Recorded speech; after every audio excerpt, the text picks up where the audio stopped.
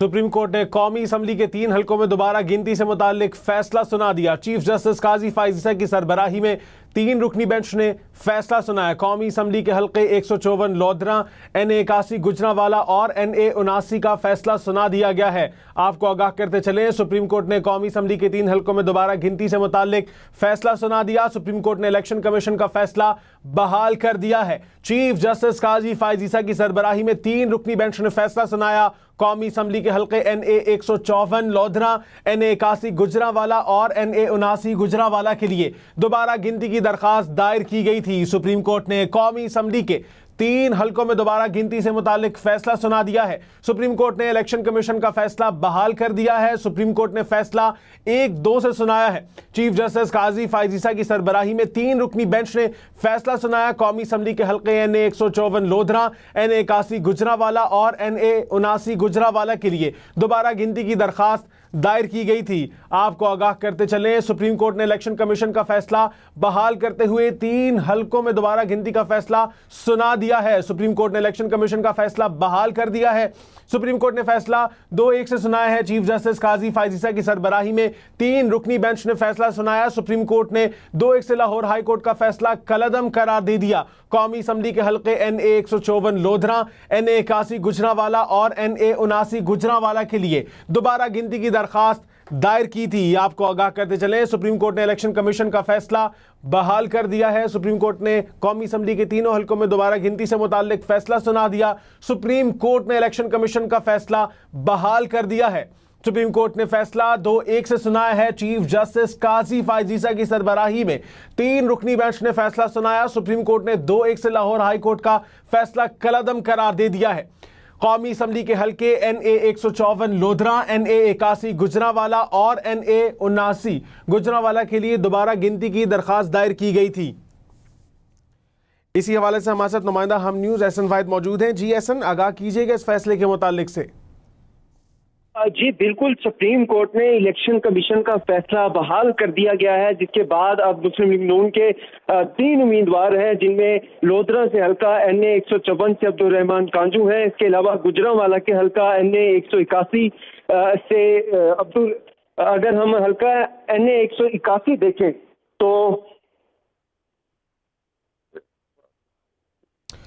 जी एहसन के साथ हम दोबारा राब्ता करने की कोशिश करेंगे। तब तक आपको आगाह करते चलें, सुप्रीम कोर्ट ने कौमी असम्बली के 3 हलकों में दोबारा गिनती से मुताल्लिक फैसला सुना दिया है। सुप्रीम कोर्ट ने इलेक्शन कमीशन का फैसला बहाल कर दिया है। सुप्रीम कोर्ट ने फैसला 2-1 से सुनाया है। चीफ जस्टिस काजी फाइज ईसा की सरबराही में 3 रुकनी बेंच ने फैसला सुनाया। सुप्रीम कोर्ट ने 2-1 से लाहौर हाई कोर्ट का फैसला कलअदम करार दे दिया है। अजहर कयूम, जुल्फिकार अहमद और अब्दुल रहमान कांजू कामयाब करार। कौमी असम्बली के हल्के NA 154 लोधरा, NA 81 गुजरांवाला और NA 79 गुजरांवाला के लिए दोबारा गिनती की दरखास्त दायर की गई थी। इसी हवाले से बात करेंगे नुमाइंदा हम न्यूज़ एहसन वाहिद से। एहसन, आगाह कीजिएगा।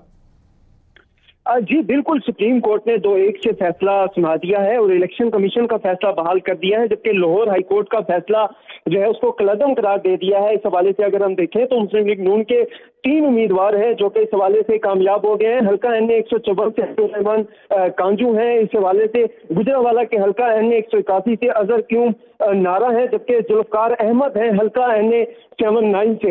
ये 3 उम्मीदवार हैं जो कि अब कौमी असम्बली का हिस्सा बन गए हैं और सुप्रीम कोर्ट ने इलेक्शन कमीशन का फैसला बहाल कर दिया है। इस हवाले से अगर हम देखें तो 8 फरवरी 2024 को जो इलेक्शन हुए थे उसमें तीनों हलकों में आजाद उम्मीदवार कामयाब हुए थे, जिसके बाद मुस्लिम लीग नून के तीनों उम्मीदवार ने अपील की थी इलेक्शन कमीशन से कि दोबारा गिनती की जाए। इसके बाद इलेक्शन कमीशन ने दोबारा गिनती की और दोबारा गिनती में तीनों मुस्लिम लीग नून के उम्मीदवार कामयाब हुए थे। उसके बाद आजाद उम्मीदवारों ने लाहौर हाई कोर्ट से इस हवाले से इस फैसले को चैलेंज किया था, जिसके बाद लाहौर हाई कोर्ट ने दोबारा गिनती का फैसला दिया था और फिर मुस्लिम लीग नून उम्मीदवारों ने सुप्रीम कोर्ट से फैसला किया है।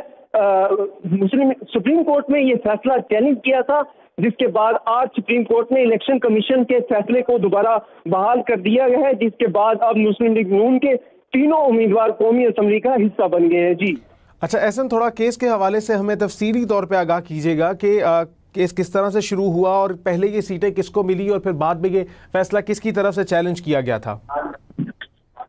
जी बिल्कुल, अगर हम इस हवाले से देखें तो इलेक्शन कमीशन ने जो है दोबारा गिनती करवाई थी। लोधरा का हल्का है NA 154, जहां पे आजाद उम्मीदवार फराज नून थे, जबकि मुस्लिम लीग नून के उम्मीदवार अब्दुल रहमान कांजू थे।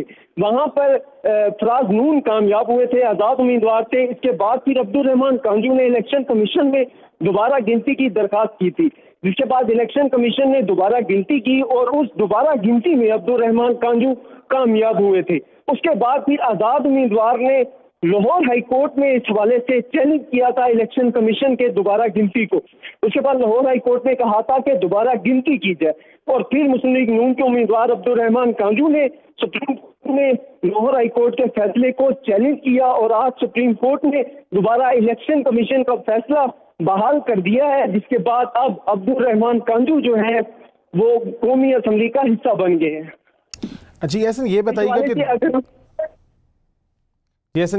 कि 2-1 के तनासुब से फैसला आया है, तो क्या कुछ राय सामने आ सकी है दोनों जजेस की जो इसके हक में थे और एक जज की जो इससे मुखालिफत में थे इस फैसले की?